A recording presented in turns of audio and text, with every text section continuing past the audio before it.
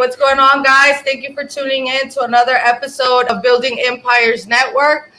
Today we have a special host, Cody Pirtle, and you got Christina Franco as well. Cody, thank you for joining us today. So, we're going to get started. So, Cody, tell us a little bit about your journey in real estate and what were you doing before you got into real estate? Yep. So, do I need to speak there? Yeah. Okay. All right. So, right in there. No instructions. So born and raised in Lafayette, Louisiana. Worked, dropped out of high school. I went work in oil and gas, followed the footsteps of my dad. And, it was kind of the big thing to do over there. And was in oil and gas, used to work offshore on rigs, traveled a lot. And then things got slow. Things got slow in the oil field. And I had friends that were also in the oil and gas as well. And I was like, what's next? Right. Work was getting slow. I was worried that I was going to get laid off. I was seeing these guys that were, 50, 60 years old that were, about to lose their job. And I was like, man, I don't want to be like that ever. So, I had some friends that were doing some stuff on the side, and I was just kind of curious, asking them what they were doing because I was thinking about going back to school. And one of them told me about how he was flipping houses, and it caught my mind, it caught my attention. He got me to start reading books, and I was never a big book reader at all. Yeah. So I started. He told me to read Rich Dad Poor Dad, which is kind of the big book that a lot of people read, and I read Rich Dad Poor Dad, realized that, I wasn't using money appropriately. I was managing money poorly. And he got me to start checking out Bigger Pockets. So I was on Bigger Pockets, the forums, listening to the podcast about flipping houses and rentals and wholesaling, just learning. I was trying to take in so much. Right. So I had this was around 2016 where I was just kind of preparing what my next move was going to be. Right. 2015, I'm sorry. So I was preparing what my next move was going to be. And again, work was slow. I was getting ready to figure out what I was going to do next. And flipping didn't really attract me because I thought it was going to take a lot of money to get started with flipping. And then wholesaling really didn't attract me either at first, to be honest, because I was like, there's no way this shit's legal. Something's kind of weird about this. Yeah. So then I really kind of got attracted more into buying rentals. So I bought my first rental property in 2015. And then whenever I decided to make a move to Houston in 2016, my personal house that I was living in at the time, I ended up just renting that one out too. Nice. So what made you move to Houston? Just opportunity, really. There was no jobs available in Lafayette. Oil field was pretty much going down, and I just didn't want to do it anymore. And once I read Rich Dad Poor Dad, and I started reading, listening to Bigger Pockets, I was like, I want to be an entrepreneur. I want to be a business owner. And I felt like Houston was close to my hometown. It was only 3.5 hours away. Yeah. So I didn't really have anything to lose. I could always go back home if I had to. So I just gave it a shot. I moved to Houston. I had a couple friends that had moved here as well. So I had 2 or 3 friends that lived here. Okay. So I didn't come here not knowing anybody. I kind of hung out with them and then got an apartment. And nice. So, that's cool. Nice. Yeah. And whenever you left Lafayette, did you quit your job or were you still working? Yeah, so I actually got let go in December of 2015. I see. Wow. And then I moved to Houston around March or April of 2016. Okay. And were you kind of when you moved to Houston, or you're damn, what's my next step? I mean, what were your thoughts? What was going through your mind at that time? Were you your mic. Okay. Yeah, it might fold back. All right. I think that's were you scared or did you have a plan on what you were gonna do, or you just said I'm gonna move to Houston and Yeah, so I had $18,000 in my savings account whenever I moved to Houston. Yeah. And I had no fucking plan. I was like, let me try to find a job, or let me try to figure out what I want to do as a business. I knew I wanted to be a business owner, Mhm. but I didn't know exactly what I wanted to do. Like I started buying the rental properties, but I knew I wasn't going to get rich off of just buying rental properties and no Right. job. But I mean, I had 18 grand to my name. I knew I needed to do something that was going to bring in more money. But I had no idea. I was really kind of stubborn. Like looking back at that, I wish I would have got a job sooner because I had like this entrepreneur bug where I was like, no, I want to be a business owner, but I should have like had a job and do it on the side. Mhm. So I went months without a job, months without income. I did eventually start getting into sales jobs. I found some sales jobs. I wanted to learn more about sales. I did collections for a little while. So I was calling businesses that owed money on like utility bills or internet bills. Did you call me? Yeah, right. In 2016, did you call me? That was an intense calling job. I mean, we were on the phones all day, every day, calling. So like I had no sales experience. I built a lot of thick skin from that, man. So I did that for a little while. And then I had another friend that was kind of in the same boat. He ex oil field worker, moved to Houston as well, and he wanted to start a business. So we started a trucking company. Okay. We actually started a moving company. So I'm gonna tell you the backstory about this. So we started this moving company. We had a friend that was like, "Hey, my girlfriend's moving. We'll use you and your buddy to move us." We bought this truck, right? I had credit cards. I had like 30 or 40 grand worth of credit cards. Oh wow! I had good credit. Yeah. And but I had credit like now. credit's good now. I had to rebuild it, but yeah, it's good now. But anyway, so I used some of my money on the credit card to buy this truck, and my partner went in half with me as well. We did one moving job, and we were like, "Fuck this! This sucks." The company started one week and down the next week. Yeah, while we were in the move, we looked at each other. We were like, "What the fuck did we do?" So, like we're stuck in another town. Oh man! So we got this truck. We started the move. We did that one job, and then we were like, "All right, fuck this. What else can we do with this truck?" So, we found other companies that were looking for trucks to do like deliveries. Right. So we signed up with Mattress Firm, and we were delivering mattresses to people's homes. It was just me and him. That started going good. Then we bought another truck, hired 2 people.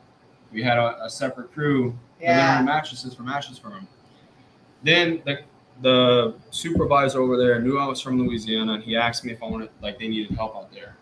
So I was able to buy 2 more trucks, and then I did leases on another 4 in Louisiana. I went all in. Nice. So I had 2 in Houston, 4 in Baton Rouge, and 2 in New Orleans that were delivered from Mattress Firm. I eventually bought my partner out, and I kind of went back to Louisiana for a little while just to kind of get business rolling over there. And then I took another turn where things started getting slow. I see.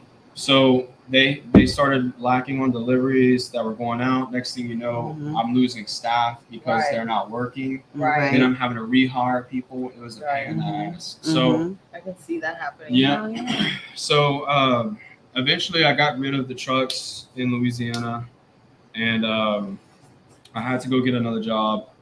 From that point on, I was selling cars.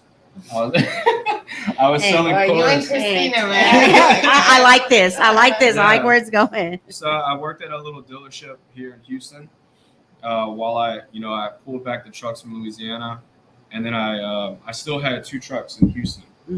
But yeah, I was selling cars, had the trucks going, and I felt like I was back in the same position whenever I worked in oil and gas. Yeah.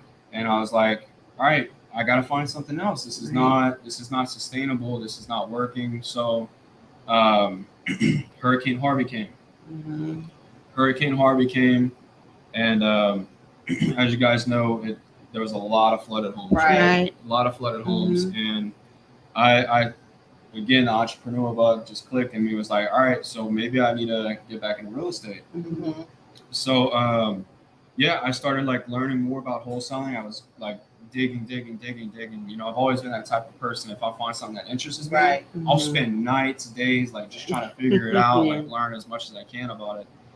And so Hurricane Harvey passed, learned about wholesaling, and I bought a bunch of bandit signs, Mhm. and I just started like waking up at like midnight, 1 in the morning. I was always like at that time I was like up at that night, like up at that Right. time, like just that was my lifestyle. Cody's like, I was late at night, you know. But I was going to put out bandit signs. I would buy 100 and then plan out my route, and then I just start sticking. You know, we buy houses signs, and Mhm. I had my Google Voice number hooked up. Next thing you know, I started getting calls. It took me probably about a month to 2 months to get my first deal, and then once I got that first deal, I couldn't sell it. I started learning about like the repair process. Mhm. yeah. You know, it was too high. You like, got it too high. I got it too high, and I started learning. Thankfully, the buyer that I had 2 people come look at it, Mhm. and man, I didn't know what the fuck I was doing. I was like, "These are my contractors." Like, you know, it was scary. It was Yeah. very scary. It's funny. It's like Chinese people. Like, these are my contractors. Yeah, Like, yeah. I've never seen a Chinese contractor. Right. Little lady walks in. They're like, "Yeah, this is your Yes, contractor." it's your contractor. So, That's funny. yeah. So thankfully, one of those buyers took the time out of his day to kind of educate me on repair costs. Nice. Yeah. So I started learning like how to evaluate these deals better. And then my next deal that I got, I was able to sell that one, and I sold it. I made it like a $700 or $7,500 assignment fee. Nice. So it took me about like a good 3 months to like Forget. Mhm. get my first deal. You know. Yeah, that's around. Like, it takes a while. Takes a while. You know, to Yeah. get it. Mhm. So then, once you got your first deal, like, what did you do with that money? Tell the truth. Yeah, Yeah, tell the no. truth. I mean, I was pretty smart at managing my money at that time. I reinvested back in the business. I bought more bandit signs. I started looking into what else I could start doing for marketing, and I started buying small lists, cold calling myself. So I bought Mojo Dialer, bought some lists, and I was on the phones. So it wasn't until so Harvey was 2017, right? So 2018, I'm all in on wholesaling. I sold my trucks in Houston. I got out of the car dealership. I went all in into wholesaling, and you know how it is, man. It was a fucking grind. Yes, it is. It still is. Yeah, it still is, right? It's very stressful. Yeah. I'd be like praying, like, God, I need a deal. I need a deal so I can pay my bills and reinvest. And that's how life was for like that whole year, 2018. I was like, just, praying every praying day. I would get a deal, and then, I don't know, God would just bless me with the deal to just keep on going, keep on going. I never got behind. So I was always just, getting a little bit ahead or kind of staying, around the same as where I was at every single month. Next thing you know, I started, trying to hire VAs to do cold calling for me.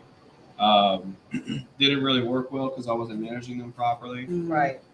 So 2019, I got my real estate license, and I worked for a real estate company, very, very big real estate company here in Houston. And I went work for him because I don't know if I could say company names on here. Yeah. So I worked for. Say whatever you want. You ever heard of Looking Group? No. Never. Okay, so they're a really big retail company.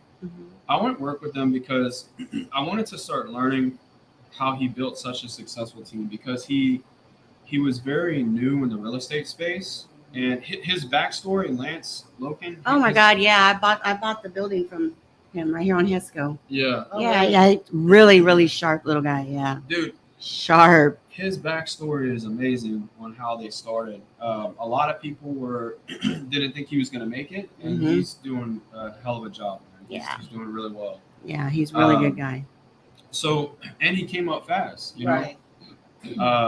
I went work for them. I learned so much about systems, teams, Right. Culture, environment, right? They had everything like that nailed down.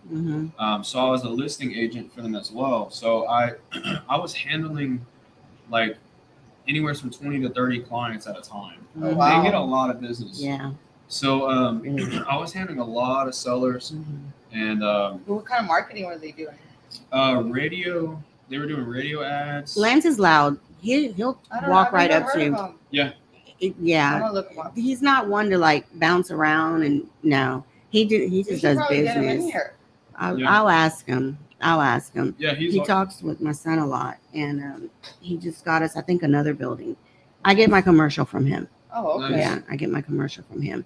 But they do a lot of stuff. They're They real do. good. They do a lot of trucks.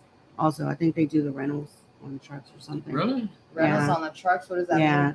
something my son does with them. I don't talk to him like that. I just sign. Oh, like they rent the trucks out. Yeah, well, I think he's affiliated somehow or something with the this trucking company. I can't remember Okay. the name of it. Nice. But they're over here by Jensen. Yeah, and that's how I got to meet him because we wanted that building, and since it had utility and everything, meaning the railroads and logistics, we needed it, and so Lance was the realtor on it. Yeah, because the seller really likes him. He's very likable, really smart guy, down to earth, knows his shit, but won't throw all kinds of big words at you. Right. He's like he knows his prey. He knows how to chameleonize himself, and that's Okay. important. I think there's a lot of people that want to talk so smart, and you lose a person. And I might be $1 million person. You just lost me because we're not relatable, you know.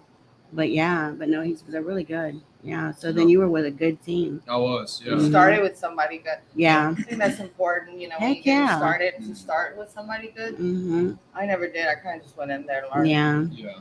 Yeah. Myself. Yep. So yeah, I was very thankful for that. I was able to learn a lot. I was able to make some money. I kind of like took a step back from the wholesale thing, just because I wanted to see how it went with the retail side, see if I liked being a realtor, but I fucking hated it. Yeah. I loved the team, everything that the company had as far as like the structure, the team, everything like that. I just didn't like what I was doing. Right. Yeah. So yeah, I slowly before we crossed ways, I started getting back into the wholesaling stuff. I met Jared, Okay. and then me and Jared, I went full all in, with Jared, and we partnered up, and we didn't have it all figured out either. We we were doing deals, praying like, hey, let's get another one, let's get another one. Now it's two of us. Let's pray together. Yeah. So yeah, man, we were doing everything. Yeah. Dispo, acquisitions, transactions, everything. So we partnered up, and then we met up with Raphael. This was like 2019, and we signed up for Raphael and went to his beginner thing where you pay like the $5,000, and then they upsell to the more advanced training. Right. And honestly, I was kind of against it because I was like, man, like I only had like $12,000 to my name. Like, I was like, everything, dude, I was like, this is all my money, man. This is all my savings. Yeah. So yeah, we did it. That was Yeah. probably the best decision. Same for us. Yeah. Yeah, we did that too. And it's very scary, right? Because when you're starting, you're like, you're not getting deals all the time. Yeah. So the little Right. money you have, and you're like, damn, I'm going all in. I'm putting this, hoping that this works. But yeah, it was the same thing. When we joined his freaking mastermind, I mean, we took That's off. when it took off. Yeah. Yeah, it's crazy. I can't remember the numbers exactly, but I think from 2019, right, January to, I think we signed up to for his course around June. I think we did maybe $100,000 that half a year. But then after we signed up and we learned how to actually make this into an actual business, that whole rest of the half a year we did over $300,000. So we were like, all right, we know what we're doing now. Yeah, we did. When we started with them, that it was in February, and then by May we had our first $100,000. Yeah. Nice. In May, and that's within that month. You know, but see too, it was so much easier. Deals were just landing. Now, I mean, a lot of things changed from 2019 to now. Everything changed. So it's everything we learned. It's okay, that's no longer working now. Yeah. I mean, certain things are right, but building that foundation is still good. But I'm marketing channels. You got to be a little bit more aggressive with them. Yep, I agree. And then with cold calling, it's spams. Yeah. So things change, with that. But yeah, it did. It did. We took off too, if I feel. Yep. Yeah, man. So yeah, we we did good the rest of 2019, and then 2020 during COVID, we were fucking freaking out, like what's gonna happen. I think everybody was. Yeah. Everybody was. Yeah. And we just hired a bunch of people. We had got a bigger office. Yeah, we were freaking out, man. They had people dropping like flies in this business. Yeah. And we were like, fuck it, we're gonna go. We keep going. Keep going. And then 2020, we ended up doing like our first. Yeah, we did like right over $1 million in wholesale. Nice. Just wholesale. We weren't buying properties, flips, nothing. And then 2021, we did the same thing. And then now we're on 2022, man. Trying to get to 2 million this year. So. Yeah, that's really good. That's Yeah. really good. Now you guys wrote a book too, right? Yep. Tell us a little bit about the book that you guys wrote. So the book is I got to give a lot of credit to Jared. Honestly, Jared wrote a lot more of it than I did. But it's more for just like it's just like straight to the point. Like talks about marketing strategies we did and still do today. Talks about getting started, of course, how to scale, stuff like that. So just kind of like a back history on how we did it, and just we wrote it, and just kind of like here's kind of like a little blueprint on how we did it. Right. You know what I mean? Okay. And what marketing strategies are you using right now? Right now, still cold calling. We have 9 cold callers and doing Google PPC. Google. Okay. Yeah. Okay. No SMS or anything like that? No, we stopped all that SMS stuff. So I actually shut it down this year. We used to do a lot of SMS, but I feel like you were saying, like things change, right? That's actually where we're getting most of our deals from. From SMS? SMS. Really? So I was still using Roar. No, right? that's why. So that's probably why. See, that's what I mean. Like, because those are the things the tools that they told us to use. Yeah. So we're still like 2022. Yeah. We're still using Roar. Like, if you're using Roar, oh, please. So no, I've used different. I use like Batch, or REI Reply. Yeah. But yeah, I love SMS. It's like one of the ones that brings the most deals. Really? Yeah. Cool. Maybe I should look into getting a new system. You should. I like it. Yeah, that's awesome. Yeah, I ended up shutting it down. I wanted to really just hone in more on the cold calling. And, 9 cold callers. Now, do you outsource the cold callers, or are they? Yeah, I outsource them.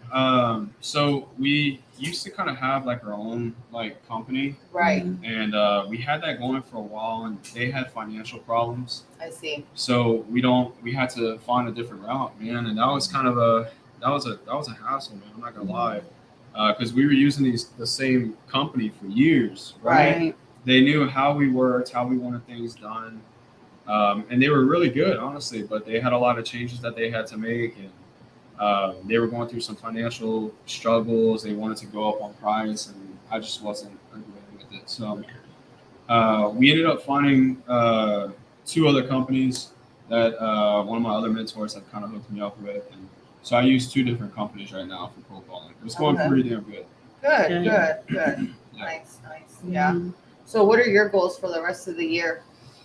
Rest of the year. Yeah, what are your plans? Because I know you're doing multifamily now as well, right? Yeah. So rest of the year is I'm really just focused primarily on the wholesale business. So I kind of, just being quite honest, I kind of took like a little turn towards the end of last year. I started like getting really focused on buying deals. Right. Where I kind of took the throttle off of the wholesale business. Right. You know what I mean? That happens. Yeah. It happened, and I started seeing like a little dip on the wholesale business, and I was like, nah, this is my baby. It's my bread and butter. Right? So we bought some deals. Me and Jared bought some together. I bought some on my own. I think me and Jared have like roughly about like 30 or so units together, and then I have like another like a little over 30 as well. Okay. So some of those are commercial deals, some of those are residential. We have some owner finance notes. So I kind of I dabble. A little bit of everything. I'm always curious. I'm always dabbling into new stuff and trying to make a deal work, whether it's a flip, hotel, owner finance, rental. Net whatever. listings. Yeah. Those net listings. Net listings.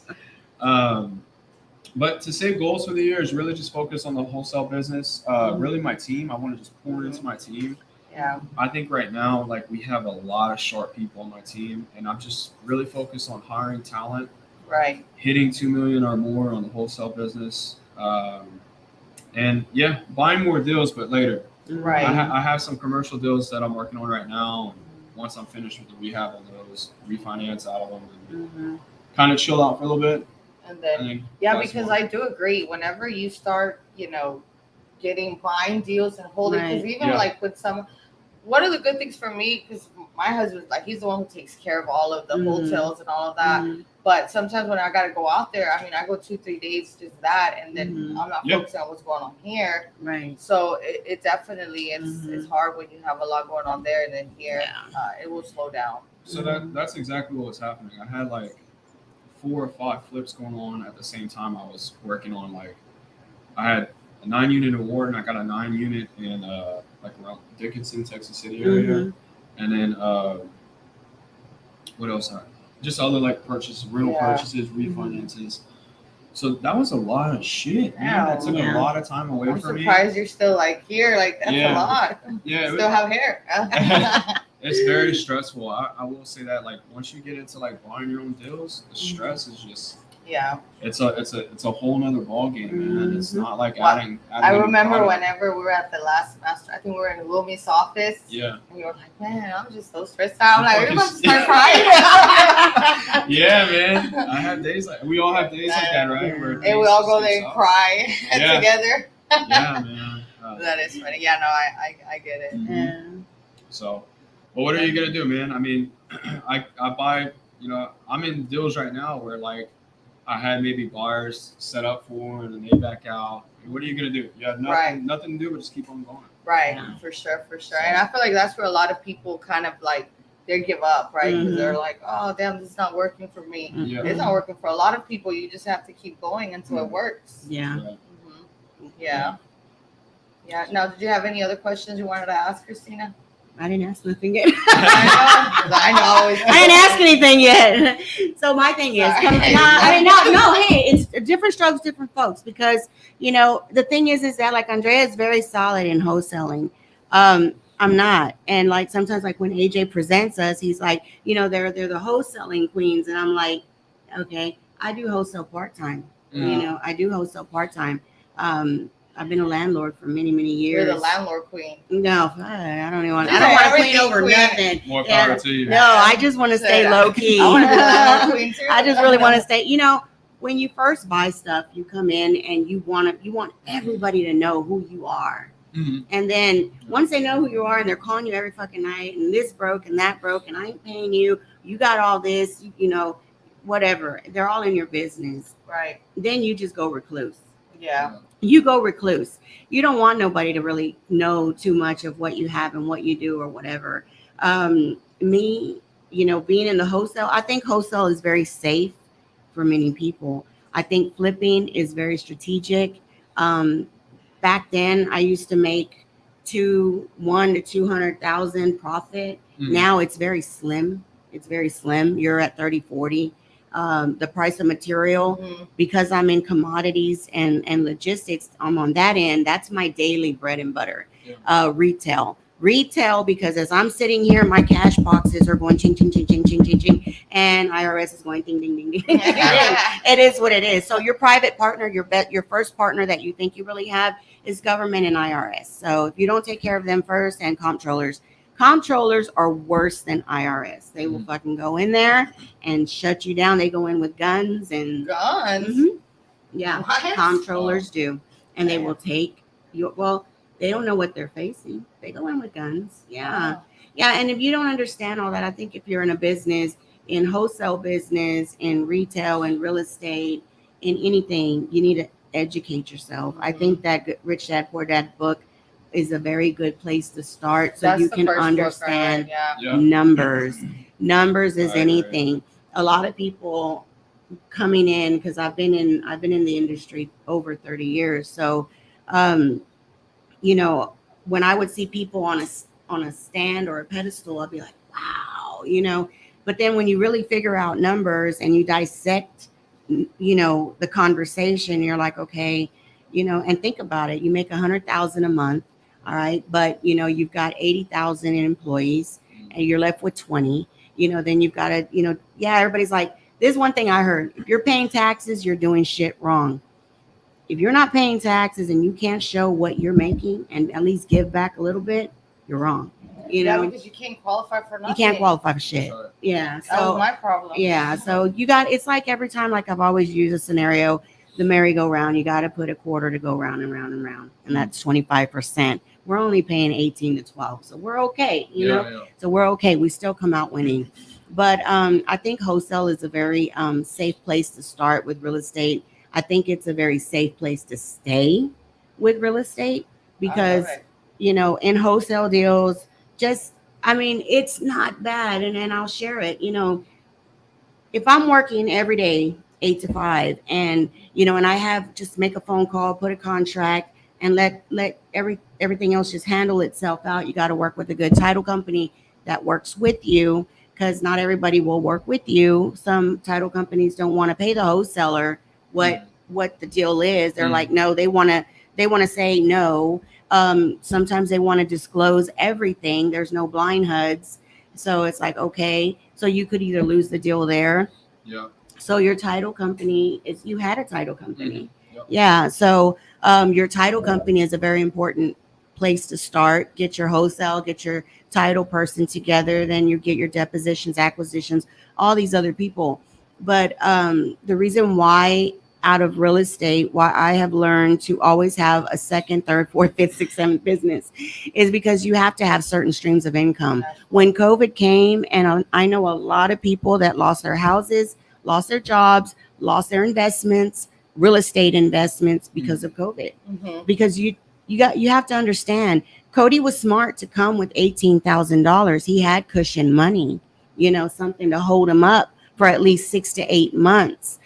But people want to just quit their job. They go to these seminars, they pay $400 or $500, they quit their damn job, and then they have nothing. You still have a whole herd if you do have kids behind you. You've got responsibilities. I've seen people, just jump out of the 9 to 5 because of the fact that they think that wholesaling is going to make them money all the time, and it doesn't. Me, for instance, last month, just on a wholesaling, I did 3, and those just come to me every day. Somebody's calling me, hey this, hey that, hey this, hey that. I don't advertise. I don't do anything.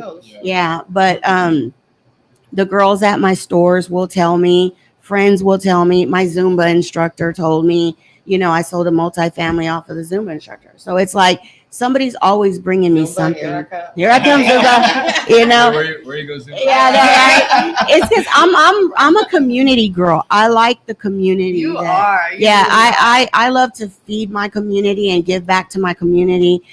Born, raised North Side, and that's just where I'm from. And yeah, I've moved on to other areas, but I still know my roots, and every single day I'm around the people that grew with me and grew knowing me the way I was.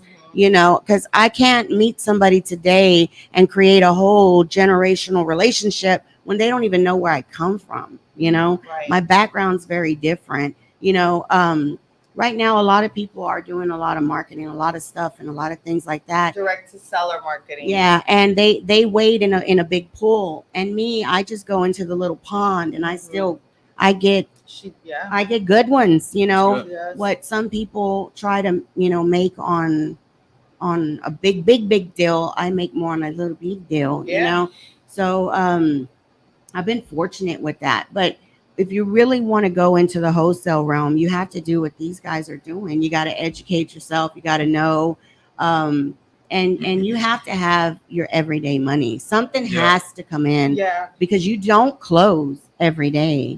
Your title company is going to take 7 to 15 days to get the paperwork ready. And if your lights are going to get cut off in 15 days, you're still waiting on the title company. But it's being like Cody said. Take care of your money, manage your credit. People say you don't need credit. They're going to check you. Oh, you need credit. They're going to check you. And if you want the 8 to 9% on flips or 6%, you need good credit. You need to be some type of credible. People like, well, when I'll you just use, refi out, you want when you refi out, there you go. The BRR, you're going to need your credit on that end. If not, you're going to get stuck and you're going to be either reinstating that loan or even lose it. Yeah. You know, so the BRR, which they call as the BRR, is the buy, repair, rent, and refi. So you can buy it. It's easy to get them. It's easy to get them. It's the refi part that's tough. It is. It's the refi. And it takes a while too. Right. Yeah. But no, me, like Cody, you know, I dabble in a lot of businesses. I have a lot of stuff going, different streams of income coming in because of the fact that it can be stressful, but not when you don't want to mother it all. Mm-hmm. You know, if you don't want to parent it all and you find somebody you can literally trust, and like Andrea said, you have to pay them right, do them right, give up a percentage, you know, it's okay because who you invest in is your biggest investment versus your actual investment, because you can't do it all by yourself at all. And you know, and like Cody, he had a title company, so he knows, and fortunately you know what you're looking at before you even buy it. Just like, you know, Jonathan with his, you know, his wife, you know. But there's some people out there buying properties and they're getting duped because these aren't their you're not dealing with the real owner. Right. You gave somebody 5,000 down because you were so eager just to hold it so you can go to the title company. That person runs, you just lose 5. You do that 10 times a year, that's 50,000.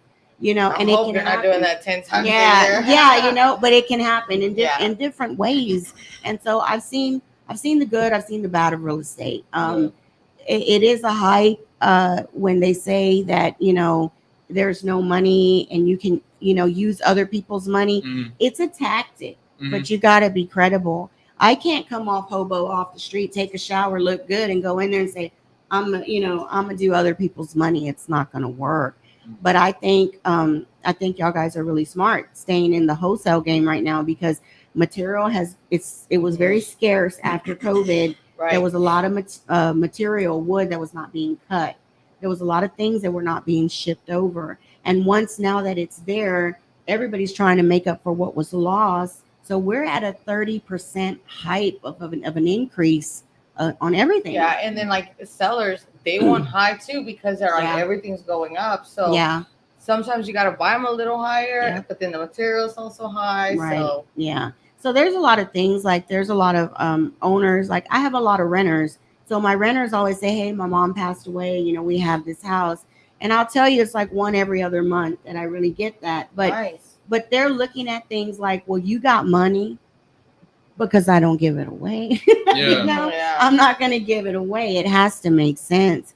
And I think the first place everybody should start is maybe shadowing a person that is actually doing it, not just saying they're doing it, but actually doing it. There's a lot of before you go and operate on somebody, they give you a book and you learn the terminology and the strategies and what if and what ain't. So that's where you can start off with a simple class to get that somewhat knowledge. But to get the experience, you got to be doing it with somebody.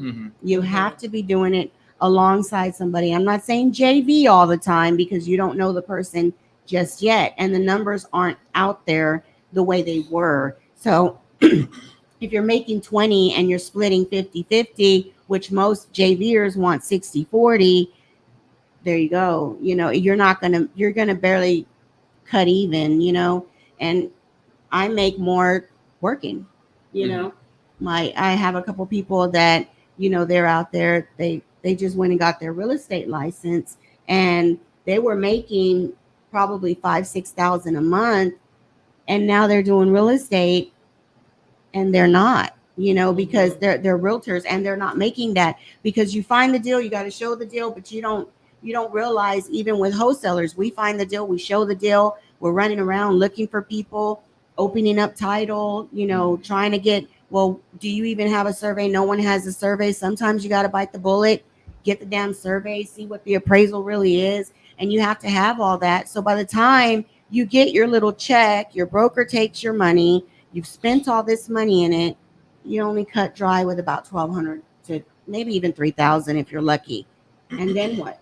But you were making 56. Mhm. You know, so that's where I'm telling you, you have to see where your numbers are. Now, if you're a good go-getter and you can go out there and get shitloads of properties, fine. But then also know, are you just getting contracts or are you getting paid? Right. That's what a lot of people, you know, I'll see everybody, I got a contract, I got 5 contracts, I got 3 contracts.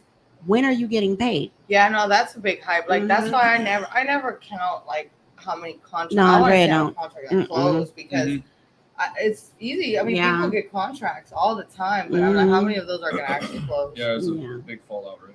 Yeah, and Mhm. I don't even like do like projected profit. I'm Yeah. just like I want to see what the profit like what Yeah. I'm actually making because people do the projected profit and they're Mhm. hell yeah I have like over 300 in the pipeline like No. probably It'd be don't great make if you 100 could. on that. Yeah, hey, it'd be great if you could sell those contracts like yeah. really at 70% off. Yeah, no, because some of those contracts don't move. Mhm. We tried to buy a property maybe 2 years ago, and we can't find all the Yeah. all the errors, and you don't want to buy something without errors. So I did learn something that I want to share with everybody today, because a lot of people may have had mortgages and somebody passed away, or the mortgage after it expires, they have a time frame, and I think it's within 4 years. Right. And For the there's a probate. lot of people that call me and say, "Hey, I have a property. It's my house.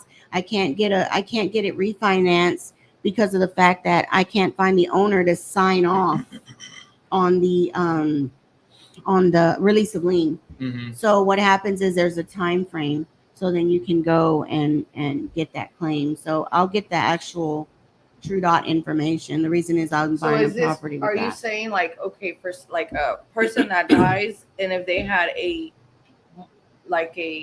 mortgage with somebody Let's or say like let's owner use it like finance? this. Yeah, let's use it like this because we're talking wholesale. Let's say y'all two go and y'all get a property and it has an open mortgage on it, right? From like an owner finance. From an owner finance or even a mortgage company, because Okay. there's like New Res took over this Okay. or that, Right. but right. no one ever signed off.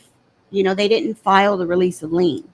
Okay, so now this company is out. It's out, right? Right. It closed. So how do I get this release of lien? So after your contract says it was going to expire in 2010, Mhm. so then 2 to 3 years later, if they didn't come and sue you for the difference, then that's it.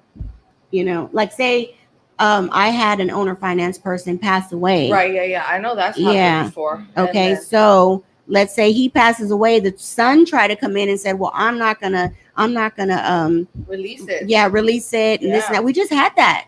We just Yeah, had that. I had a I saw son that that. did not want to release, and we were already paying him off. He didn't want to give us the payoff amount. He wanted the payment every month, but in our contract, we could have paid at any time. So you have to save your. I always say scan your contracts because you don't know if your house will catch on fire. Not everything is recorded right. Andrea and I were just working on a it's her deal, but the person there's like some type of signage there or whatever, and the guy's like, "Well, I don't own that part." Well, the title company didn't find that. We actually found it ourselves where that true contract was. And that's where I tell you, you got to make sure you're dealing with a reputable title company, Mhm. because they're like, "Oh, everything's ready to go." I said, "No, it ain't, girl. There it is right there." Because I've dealt with signage, I've dealt DOT. There's certain things, and then like right now, I'm just gonna let everybody know, off of 45 and Cross Timbers, they're opening up the freeway already. So all the way down towards Greenspoint, watch those houses that you buy and buildings and stuff in that area, because That's where my deal's at. yeah. And that's where I learned, and that's where I deal with like my son and Lance. Yep. He talks to Lance a lot. Not Lance a lot. He talks to Lance, and they discuss that. And knowing somebody with all that knowledge, and go to some of these meetings. You know what I'm saying? I'm community girl. I'm telling you, if I ask a question, I'll get the community information. Now, what if I would have went? Like calling all the Yeah, I'll call. owners. Yeah, I do. I call business owners, hairdressers, whatever, because I want to know what's really going on in the neighborhood. And it's good to be well vested in your niche, you know, because I don't go wrong in those areas, Right. you know. And somebody will always come tell me, girl, that ain't his house, it's so and so down the street, go talk to them. And then that's how I find out. And you know, with people trying to sell, you know, on the low. I laugh at you because that's funny. I can see you calling the neighbor and hey. No, I knock. I next talk you. to everybody. I go out there. I'm like, hey, what's up? None, you know. And that's just it. You have to, and don't let a title own you. You need to own it. Don't come out with people using big words and big spiffy shit, because the worst thing I want to do is show up in an expensive ass car to somebody who's, you know, losing everything, you know, or come in with that type of ego, like, yeah, well, just give me your fucking house. Like, no, you know, Right. you gotta be a little bit more sensitive. I think Cody called me once on my 5 units, the ones on Ivy. It was him and JR. And then you called me and then you were like, oh, you know, Andrea, we talked on the phone. Was he for a talking minute. smack about? No. She's not a real buyer. Right. No, and then Don't worry about it, right? I called Jose Ventura. Hey, you know a guy named this? Yeah. Okay, how is he? He's cool. Okay, you know. But I always check with Jose But it's Ventura. always like that's why Yeah. your credibility is everything, because Yeah. people like ask. Yeah, they'll Absolutely. ask. Yeah, they'll ask. But I think in that realm, that's just where I am. So what I could tell you in a landlording world, it is hard. You know, Yeah. my husband gets very attached to people. We still have people paying $400 on Polk Street because he's like, they're old, you know, and how can I just put them out? And I'm like, okay, you know, okay. I'll call your husband like, you want to sell this house on Polk Street? Yeah, You wanna sell it? no. I know. We're already here, right? Yeah, no, but that's how my husband is. He's a little bit more he gets emotionally attached to people and things. Mm-hmm. And I don't. I'm more like, you know what, it's time to move on to the next, you know. Yeah. And it's not being ugly. It's just that if they were in things my are going shoes, up, it It's would be business. like that. And It's it's- business. I'm sure Mhm. taxes on Polk Street probably more than 400. Oh yeah, it's up there. Yeah. It's way up Yeah, there. you can't. I mean, it's hard to mix emotions in business. Yeah. Mhm. You know. So what's your opinion on the wholesale and landlording? What do you like? What's your Like, what do I like the best? Well, I tell you that, okay, a lot of people confuse it because they think that landlording, you get Mhm. rents every month. Yeah. Sometimes you don't. And then if you get a crazy ass tenant that calls the city and does this and does that, you're spending $2,000-3,000 on painting, and they want this grade, they want this, they want that, and you got to pay your labor, you got to pay your material, and then get the job done. And then this person still ain't paying. So tell me. Yes. So honestly, I much prefer wholesaling. Okay. So I'm the type of person where, like, I like to find the deals. Yeah. I don't like to deal with the back end shit. Mhm. I like to just I'm all you have my attention on trying to evaluate it, Yeah. making offers. But after we have it locked up, I'm done. Yeah. Don't Yeah. call me. All right, handle it. But I love the wholesale model way more than I do landlording. Mhm. So obviously, you guys know, like, you know, Boris and Jonathan. Mhm. They're kind of like, you know, mentors to me whenever it comes to multifamily, Mhm. just being the rental business. I love the cash out refi part. Yes, Those are yes. fucking handsome. Mhm. Right. But the whole managing the property sucks ass. Mhm. I ended up just hiring somebody, like, Mhm. she specifically just works on our properties full time. So she handles everything, make readies, getting apartments Nice. leased Mhm. out, collecting rent, and then also my little sister kind of does part-time stuff for me on, like, Mhm. calling tenants, hey, Mhm. rent's due. That what's rent's up? due. That Yeah. rent is due. The first of the month. Yeah. Rent is due. So I think there's like a huge misconception almost that people think that they can just go out and buy properties and it's just going to cash flow. Right. Mhm. So Jonathan and Boris were the ones who actually told me, like, hey, dude, don't fucking bank on the cash flow. Yep. You know, like, Mhm. bank, like, get a good deal. Get a Right. good deal, like, cash out nicely. That's when you'll make, you know, majority of your money from Right. cash out, right? So that's kind of like my strategy is kind of like finding value add deals just like they do. But the whole, like, cash flow shit, I think a lot of people just kind of chase that chase that rabbit, man, and Yeah. it's not really necessarily like the name of the game. You know what I Right. mean? They're going Mhm. after these properties for the wrong reasons. Right. You know what I mean? Mm-hmm. That's just my opinion. Mhm. Yeah. And I appreciate that opinion because it's true. I Yeah. sit with a lot of people in the room because not a lot of people always know what I really do. You never know how Christina's going to walk in. I either walk in with a ponytail, makeup, no makeup, hair, no hair. It doesn't Yeah. matter, you know. So you never know which look I'm going to wear that day. So I always walk into different meetings and I hear what people are saying, and I'm like, you really don't know. Yeah. You're just selling your ego. Yeah. I know you do because Yeah. you tell me. Mhm. Because a lot of the things that one of the things that you also like taught me was like people after whenever you're doing like your cash flow, right? Mhm. It's like after you pay taxes, the things that needed to be fixed. Yeah. Mhm. Sometimes they pay rent, sometimes they don't pay rent. So Yeah. it's like you're really not making shit. I mean, No. you really it's the wealth that you create over the Yes. years, Yeah. but you're not making money. So it's No. not like, hey, I'm holding all these properties, I'm making money. You're really not. You're like Right. just unless you cash out. But Yeah. Well, so I guess like going back to Boris and Jonathan, Mhm.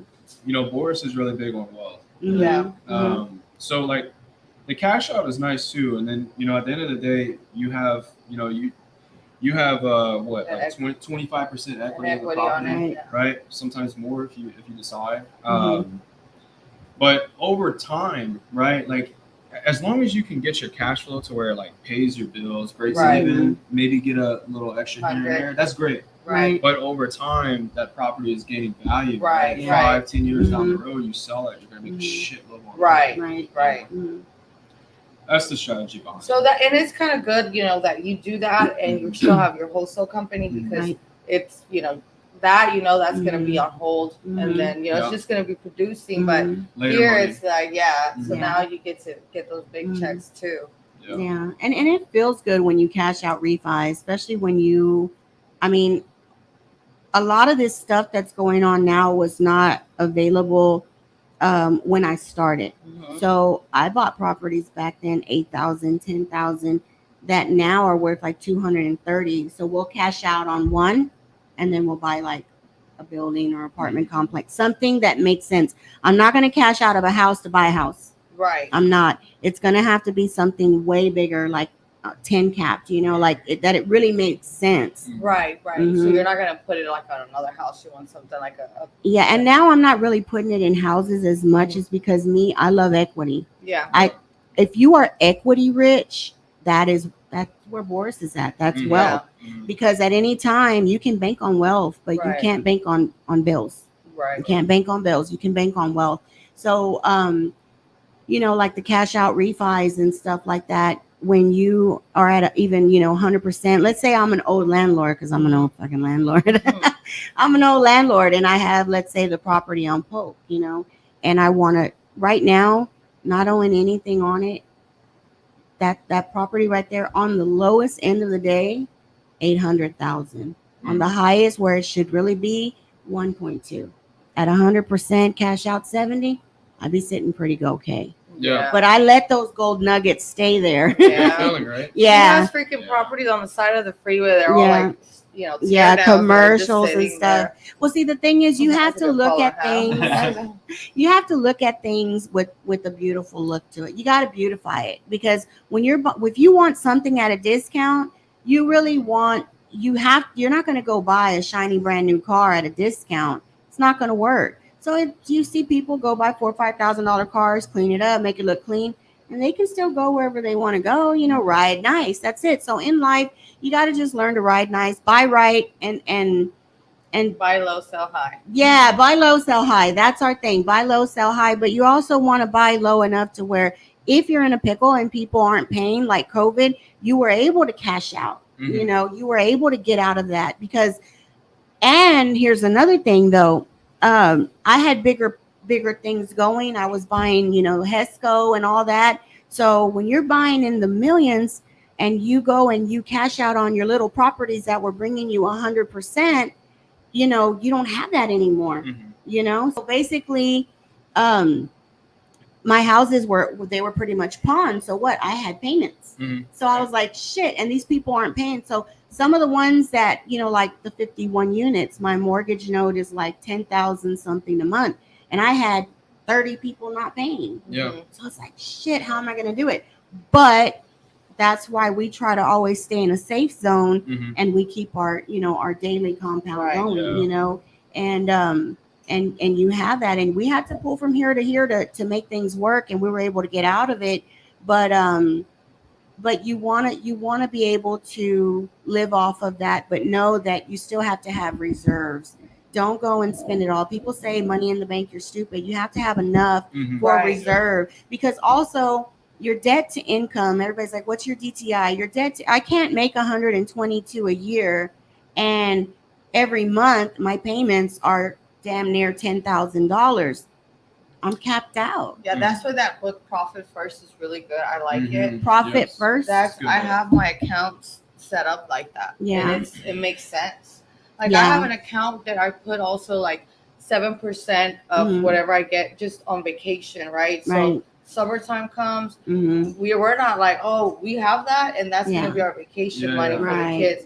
Then I have some that I use for saving, but I also invest. Then I have for business, and I have for marketing, and it's made the difference of the world because you know where your money's going, you know. And then I try to, kind of stay to live off 35% off of what I'm making, and then the rest just, let it go around. You can get scatterbrained real quick. I mean, you can get scatterbrained. Well, because people feel like they're making money, but once you see that when you putting overhead and in marketing, and they're like, I have money, so I'm just gonna dump my money here. That you need to know where you're putting your money. You have to. So that's a really good book. Profit First, and get those accounts. I have a lot of different accounts, and even for my kids, for their college. So that way I know, like, hey, I know my money, where my money's going. So it's a good to start to learn. Awesome. So I think it, but I really truly feel that wholesale, if you're working and you have a job, I think dabble in wholesale. Don't dabble in everything. Dabble in wholesale, make that your niche. Work with a wholesaler, be a bird dog first, bring a deal to somebody, say, hey, if I bring you a deal, will you coach me through it? Bring me a deal. Bring me a deal, coach me through it. Because, hey, mentors and coaches are like 5, 10, 15 grand. Right. And they're only going to tell you what they did, their concept, but what they did doesn't work for everybody. No. And if they did it 7, 8 years ago, it ain't happening today. No. It's not even happening. Like 3 years ago, it's not happening. It's not happening today. So if you have a deal, take it to somebody that is actually really flipping or doing something, and get it under contract. Make sure it's under contract, and say, hey, coach me through this. Show me how to go and find the buyer. Because if somebody brings you a buyer, they should be paid. If somebody brings you a deal, they should be paid. Right. And then you can venture off. However, whenever I sell one of Andrea's deals, I'm like, what do you want? And I try not to haggle her too much, because I'm like, 1,000, 2,000, 3,000, 6,000. I'm gonna try. It's my nature. Right. Yeah. But she'll tell you, I'll get what she wants, really and I'll get more, because you got to make it work for everybody. So that's just where I'm at with that. So and if anybody has like deals that you guys, you're like, they're right there, we can help you bring them in. And that's what I'm saying. Get on that phone with that seller. Close it. Because not everybody is a closer. Not everybody is a closer, and not everybody's a locator, and not everybody's a phone call person. If you worked with a real estate company, you talk. And if you talk and you're in a sales position, you talk. Some of my greatest salespeople worked at IHOP. At my store. They like to talk. They like to talk, and they didn't know anything they were selling, but they were able to sell. And you have to have a salesman's mentality and be able to be thick-skinned, like he said, because they're gonna make you feel bad. They called me a bottom feeder. What's a bottom feeder? I don't know. What is a bottom feeder? We get called worse. Oh, you do? Oh man. Yeah. No, I had a guy call me and threaten me, and then I just kind of laid low for a little bit. I'm like, I'm not gonna do this, whatever. And now I just now I just see what comes. Catch me outside. How about that? My husband texted somebody the other day that texted him, and they said, hey, would you take $350 on your property on whatever it was? And he was like, My granddaughter said, "What the fuck?" You know, like what the? I said, "Even why do you even play with these people?" Me, on the other hand, if you text me, I text them back. My dad is the worst. Not me. I'm like, hey, I'm not buying, so I'm probably, if you text me, I'll be like, I'm not selling, but I'm buying. So if you could add me to your other list, that'd be great. And then they'll start sending me stuff. Yeah, I know my dad last time. It was funny. My mom was like so embarrassed because he got a call for his house, Mm-hmm. and he's like, "Well, why don't you sell your wife's ass instead?" I was like, "Oh my gosh!" And then I was telling Jonathan about that. And he was like, "I think it was me who called them." I was like, "Oh dang, probably." Yeah. But he says like crazy. He gets really upset. Yeah, because some people, they pride their home. Some people, Well, they call in the morning, and he works nights, so it's like he gets pissed. Yeah, but you gotta understand though, it's when you're losing something, imagine losing a relationship that hurts. Imagine losing something you worked so many years for, and you're losing it over either a lie, a mistake. I'm not where I'm at, where I used to be, whatever the case is. And you got to put yourself in that person's shoes, Right? You know, because it could be you next time. No, don't finish. I won't finish. It finished. We'll have to mess with it later. But you have to put yourself. Talk to them. What? I know, my phone done heated up. Hey, that is so funny. Yeah, but you just have to put yourself in someone else's shoes, and that's just what I think. Back in the day, when we were doing evictions, I would feel so bad the way that people would just throw their shit out, the constables. Yeah. And then the constables, yeah. And then he's helping the constable. Yeah. We do. And then the constables stopped. They stopped, and then they made the owners have somebody there do it. Yeah. And when I was there to do it, that was the first time I actually saw it. We did one yesterday. It was pretty sad. Yeah, it's sad. So I want no, it can get was sad. Yeah. The reason why, dude, we had to evict them. Again, it's a business, right? We're Right. a charity. And yesterday, seriously, we had a constable over there. We had movers over there, take all the stuff out. And where did they go? The tenant wasn't there, but like one of his kids was playing a video game. Oh, that is So I was like, so what happened to the kid? Where did he go? I don't know. How was it there? It's sad. But there's a lot of sad situations, and Yeah. I remember the day that I had to actually evict somebody, and we were there, and my guys were just throwing their shit out, and I was like, no, because if it was I saw a picture of a kid, and I was like, I was like, you're gonna pick up all her stuff. Yeah, I was like, you're gonna Cody. You're going to hell, Cody. Here's your couch outside, bro. No, so we bought Get the bags. kid and start cold calling. I'm bad. No, and then we kind of understood. So then I started looking more into like Catholic charities, and who you can and cannot help. Right. 100%. Yeah. Yeah, there's some people that we do help, but like this particular individual, he was the one causing all the trouble. Yeah, it's Right. best And to there get those probably out. fights. There was a stabbing, all kind of shit. It man. was with him and his group of friends. Yeah. So that's why we got rid of I see. Mm. Yeah, we couldn't. Damn. Every time Where we were was trying this to, area? This is the fifth ward one. Oh yeah. Well, Every okay. time we were trying to lease one of the units, like him and his friends would be outside, and people were kind of like, what the fuck? This is kind of scary, Yeah. Which street are you on? Vincent. Vincent. Yeah. I have a 16 unit that I bought there. Vincent, I don't know where that one's at. Yeah. It's funny because I know all So you streets. kicked them out. Yeah. Yeah, we evicted him. Yeah. It gets hard, but who you can and cannot, and like I said, there I have the whole list for people like the Catholic charities and Manna, MAM, and all these other little things, and you have to put yourself in someone's shoes, and because I don't come from the richest background, you know what I'm saying? So some of my friends had to move because different issues and things, and I don't want that kid to grow up and look at me and be like, that bitch, she threw away my dinosaur. No. And so I try to, I guess because, I felt that, I actually saw that lady and I saw her stuff and it was like, man, so we try to change it up. Mhm. Yeah. So I think that's one good thing the constables did do is put the landlords to do it because of the fact that you're able to see it. I probably just took it off all their conscience, Yeah. It's a lot That's to deal crazy. with. So now they don't do it. You have to do it. You have to do it. So you have one coming up, right?